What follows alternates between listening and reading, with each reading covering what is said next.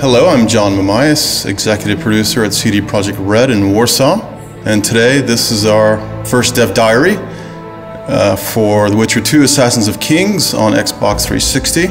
We'll be talking a lot about the new features that are going into the game, and I'll explain a little bit about the fact that the 360 is actually an adaptation from the PC title and not a simple port.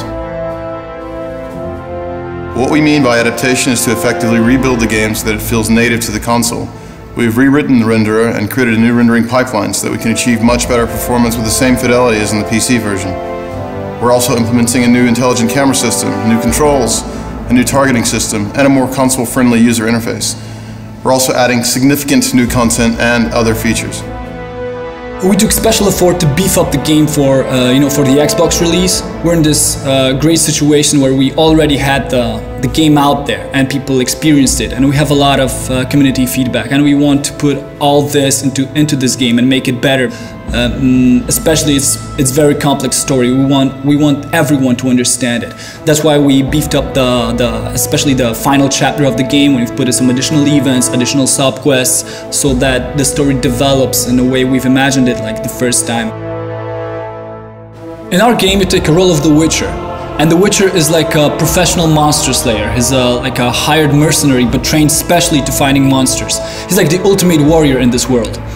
He was taken as an infant, by other Witchers, and he undergone a lot of mutations and very hard training, so that right now he's like the ultimate killing machine.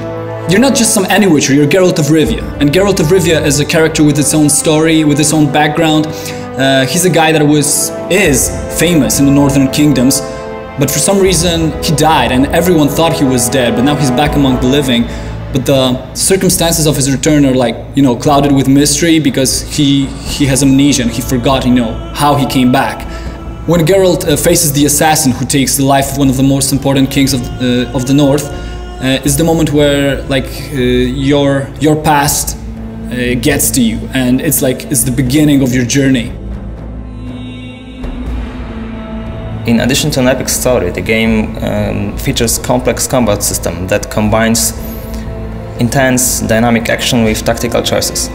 You can combine different character abilities and character customization with real-time moves such as parry, dodge, riposte. You can also choose from a variety of tactical options. You can use alchemy, traps and bait, you can throw bombs at your opponents, you can use different ranged weapons, you can use magical signs or magic. You can also sneak and deal non-lethal blows, non-lethal attacks to your foes. Since we started to work on adaptation of The Witcher 2 on consoles, we already knew that we had to put a lot of work to make user interface fit more to the gameplay style of the consoles. That's why we gathered a lot of information from our fans from the PC version of the game, and we included this knowledge to our work. We are also including a lot of new improvements, like to give an example, a special, totally new targeting system which allows you to select easily a proper enemy. We want to improve controls in our game in terms of combat and outside of it, because it's really important matter for us to have a game fluid and smooth in those areas. That's why we decided to rewrite whole controls code from scratch, and the same is with camera system. The Witcher 2 runs on our own technology called Red Engine.